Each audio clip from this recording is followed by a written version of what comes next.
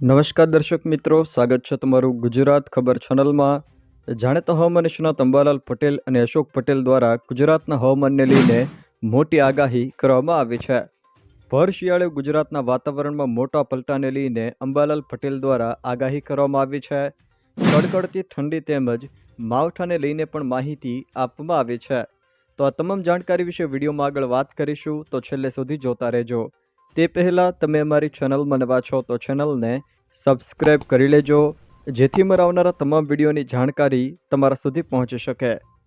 સૌથી પહેલાં વાત કરીએ તો અંબાલાલ પટેલ દ્વારા ગુજરાતના હવામાનને લઈને મહત્ત્વની જાણકારી આપવામાં આવી છે, જેમાં કડકડતી ઠંડી, વાદળછાયું વાતાવરણ અને માવઠાને લઈને અગત્યની જાણકારી તેઓએ અપાઈ છે।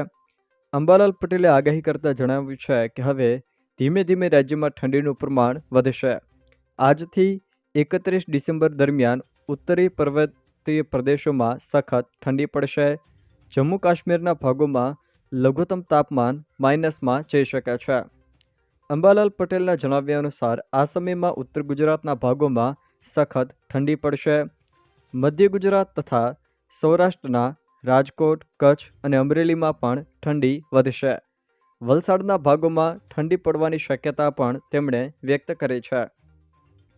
અંબાલાલ પટેલે વાદળછાયા વાતાવરણ અંગે માહિતી આપતા જણાવ્યું છે કે વાદળવાયુ આવવાની પણ શક્યતા રહેશે, જોકે ગુજરાતમાં માવઠાની અસર વર્તાશે નહીં। 29 ડિસેમ્બરથી 31 ડિસેમ્બર દરમિયાન વેસ્ટર્ન ડિસ્ટર્બન્સ આવશે, જોકે જાન્યુઆરીના પ્રથમ અઠવાડિયામાં પ્રભાવી વેસ્ટર્ન ડિસ્ટર્બન્સ આવશે, જેની ગુજરાતના ભાગો સુધી અસર થવાની શક્યતા અંબાલાલ પટેલ દ્વારા વ્યક્ત કરાઈ છે, જેના કારણે ગુજરાતના હવામાનમાં પણ પલટો આવી શકે છે।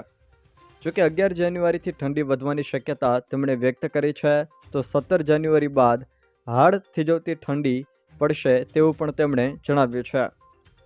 અંબાલાલ પટેલે વધુમાં જણાવ્યું છે કે જાન્યુઆરી 2024નો મહિનો ઠંડોગાર રહેશે।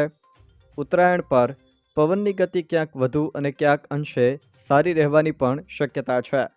જાન્યુઆરી મહિનામાં હળવા અને મધ્યમ વેસ્ટર્ન ડિસ્ટર્બન્સ આવતા ગુજરાતના વાતાવરણમાં પલટો આવી શકે, જોકે અત્યારના સંજોગો જોતા ઉત્તરાયણના દિવસે કંઈક અંશે સારો પવન રહેવાનું અનુમાન પણ તેમણે વ્યક્ત કર્યું છે। તે સિવાય મિત્રો વાત કરવામાં આવે તો જાણીતા વેધર એનાલિસ્ટ અશોકભાઈ પટેલ દ્વારા પણ ગુજરાતના હવામાનને લઈને મહત્ત્વની આગાહી કરવામાં આવી છે।